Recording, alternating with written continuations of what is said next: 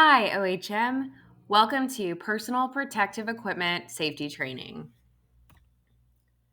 In this video, we are going to cover what is PPE or personal protective equipment, how to select the proper PPE, following hazard assessments and chemical labeling, and the basic types of PPE used. Personal protective equipment is equipment worn to minimize exposure to hazards that cause workplace injuries and illnesses.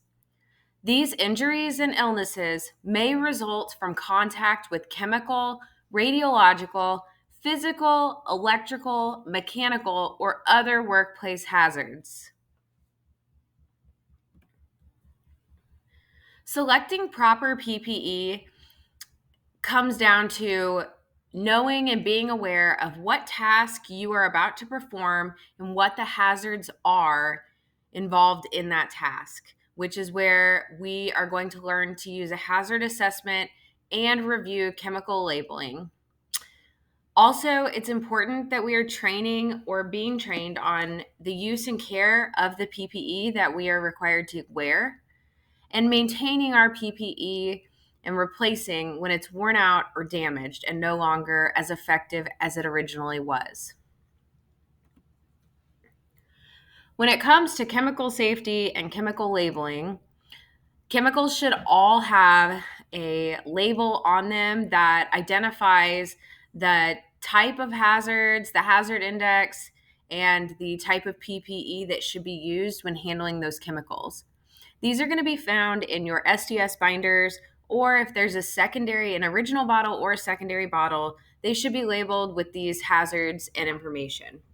If you ever find a bottle with chemicals, even if it's clear liquid and you assume that it's water or vinegar, something simple like that, we always need to assume that it is a hazardous chemical, and all of those bottles need to be labeled. So if you have any problem labeling those bottles, please talk to your supervisor. It's very important that we always have those labeled.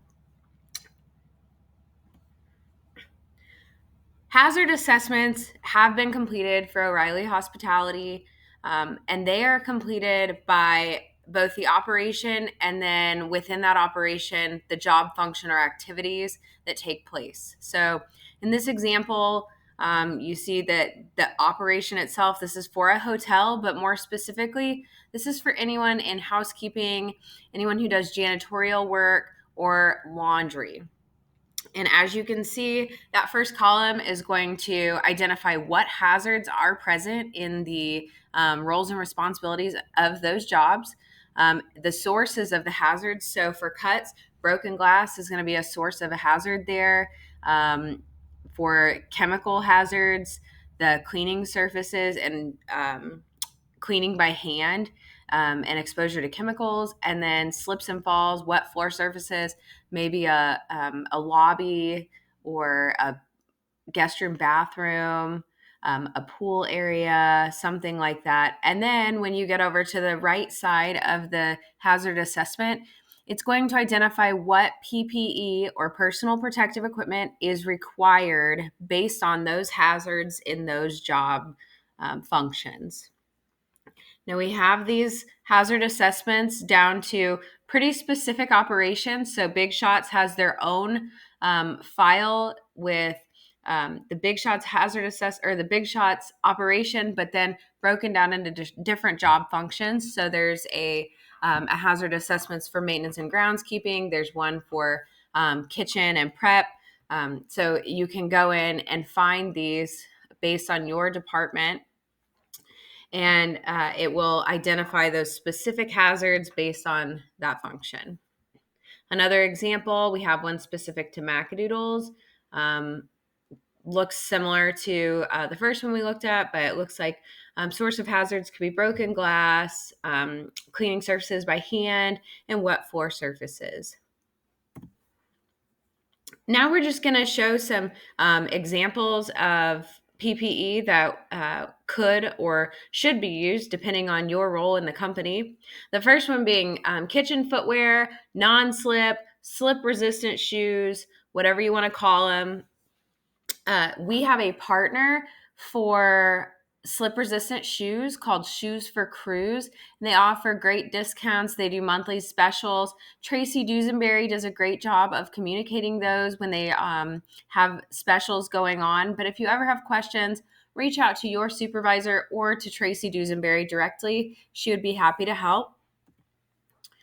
Cut-resistant gloves are another one, very commonly found in the food and beverage and hospitality industry because of the work we do, obviously, in kitchens. So those are really important that we are always wearing those when we're working with sharp knives in the kitchen. Steel toe work boots. This is going to be a fairly small group in the company, but if you are in a role that would expose you to something that would require these, then by all means, we should be wearing those.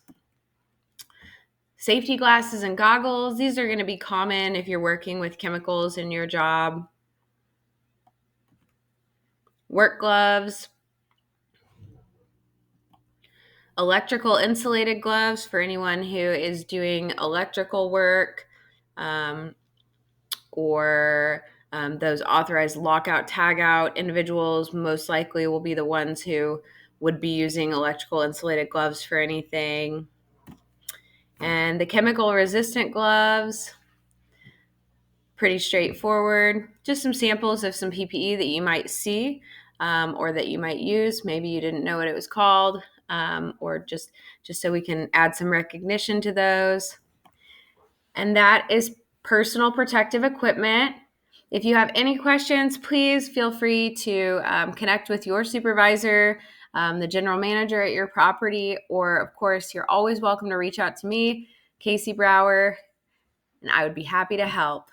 Have a great day and be safe. Don't forget to wear your PPE.